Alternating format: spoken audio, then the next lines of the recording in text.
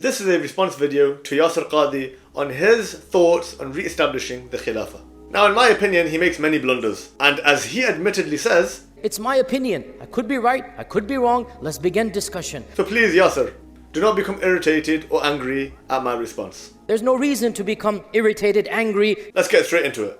And in my humble opinion, it's not on the top 10 or 20 things on the list. And that's why you don't hear me in my rhetoric, in my khutbahs, always bringing up something like a khilafah. I find the statement to be really shocking. How can you say the Khilafah is not even in your top 20 priorities? When our Nabi sallallahu alaihi wasallam passed away, the number one priority of the Sahaba ajma'in was the selection of the next Khalifa. The Sahaba did not cater towards the ghusl and the burial of the body of our Nabi sallallahu alaihi wasallam until after Abu Bakr radiallahu anh had been selected in office as the next Khalifa of the Muslims. So many ulama have talked not only about the obligation of the Khilafah, but of the utmost importance of the Khilafah. And the average Muslim is struggling with iman, with salah, with ibadah. When the average Muslim is not even living an ethical life according to the sharia, then what's the point of bringing up khilafah in a khutbah where maybe 50% of the people are not even praying 5 times a day?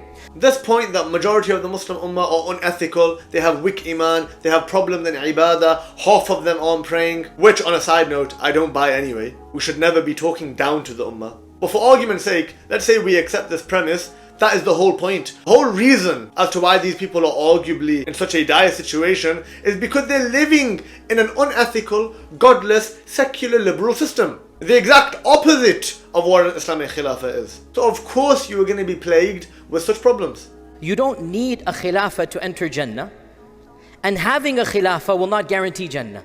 You don't need Khilafah to enter Jannah. I mean, who even claims that the only way you can get Jannah is via Khilafah anyway? No one even claims this. This is a bit of a straw man. Because you're not guaranteed Jannah for anything anyway. Having said that, living under a Khilafah means that Islam is implemented over you. Whereby majority of the time, the only option you have is the halal option.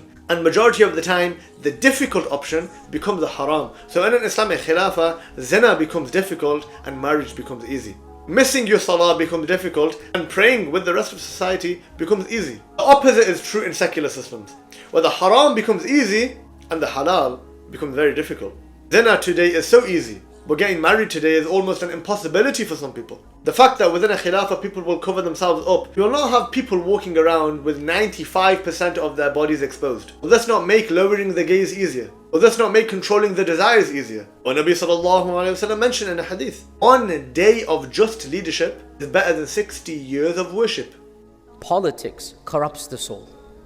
Whether you're Muslim, Buddhist, Hindu, Kafir, atheist, power corrupts the soul. You can't make a blanket statement like that. Abu Bakr radiallahu anh, Umar radiallahu anh, they were of the best politicians and they were the least corrupt. Secular liberal politics corrupts the soul. And unrestricted politics corrupts the soul. For argument's sake, let's assume that politics always corrupts the soul. Is there any similarity between the most corrupt of the Khulafa that we had to the traitors and the tyrants that we have in the Muslim world today? Can any similarity be made between the rulers of Egypt, Pakistan, Syria, Jordan, Saudi Arabia? Can any similarity be made between all of these rulers and the most corrupt of corrupt Khulafa that we had in the past? Even the most corrupt of Khulafa of the past did not aid their enemies in attacking their own people as our rulers today aid the occupiers in attacking Gaza.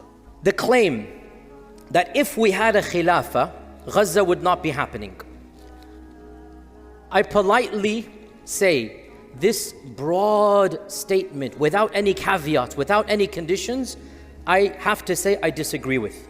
We lost Al-Aqsa under a Khilafah, the Crusades, and we regained it in spite of the Khilafah. Salah ad-Din Ayyubi did not operate from the paradigm of the Khilafah. He actually operated as a separate state. He broke away essentially. So I think this is a bit of a disingenuous statement. Of course, sometimes the Khilafah lost battles, sometimes they lost territory, no doubt.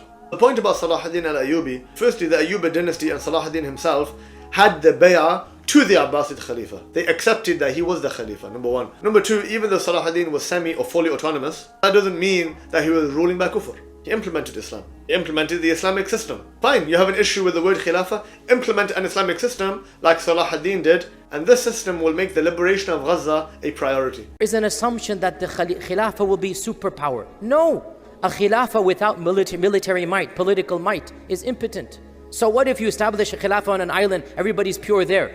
You have to become a superpower. Economic weight, military might, strength, strategy, GDP. So these are words. If we had a khilafah, utmost respect, no, I don't agree with this simplistic notion in this regard. Why do we always sell and paint this pessimistic idea of what the Khilafah will be? Nobody is saying that from day one the Khilafah will be a superpower. Can you not see that a Khilafah today would have at least the potential to be a real superpower of the world? Huge population, resource, energy, controlling the sea routes, the land routes, a massive workforce, a military capability. Are these not all ingredients for a future superpower? So then why the pessimism? The Khilafah, the US, the Soviet Union, even the British Empire, they all started as relatively weak as compared to the other powers at that time. However, with the correct vision, the correct planning, the correct policy making, the correct statesmanship, they were able to become the superpowers of the world. This would be no different for a future Khilafah.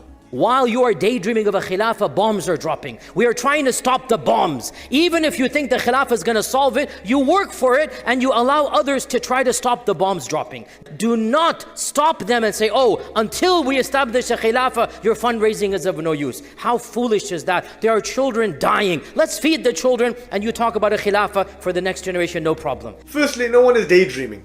Yeah? You've got Muslims in the Muslim world who've given their lives, their livelihood, their time, their effort. They've sacrificed for this call.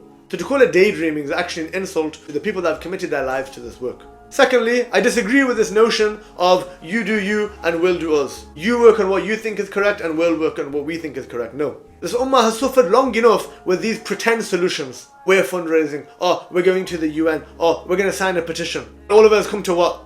Absolutely zilch. Why? Because these have never been solutions in the first place. The solution is plain and clear. Our Nabi sallallahu alaihi wasallam mentioned, "Innamal imamu junnah." Only the imam of the Muslims is a shield. Innamal imam. This is a negation for anything else. Why then should it be that we tolerate any solutions which quite clearly have never worked and are never going to work? Talking about feeding the children, we want to feed the children as well. But how can you when they're under a siege from an occupying entity, being blockaded by a treacherous regime who's meant to help the Muslim population? Both of which cannot be dealt with except via a state power. A Khilafah state. This is the whole point of this discussion. Can we reimagine what a modern institution might look like? What if we had a large conglomeration of Muslim countries cooperate together for Muslim causes while they retain their individual countries? It's not that crazy. You want to look at the EU, the European Union.